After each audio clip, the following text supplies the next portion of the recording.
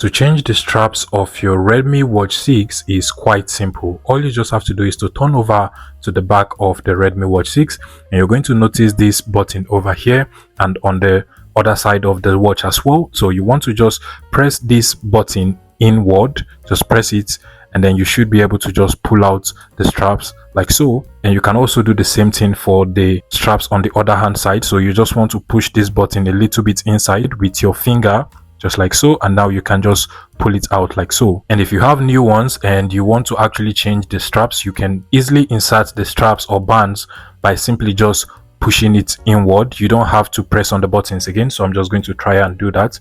So you just have to proceed to insert it like so. Just press it inward and it should automatically snap with your Redmi Watch 6. You want to do the same thing for the one on the other hand side as well. So just proceed to insert it like so.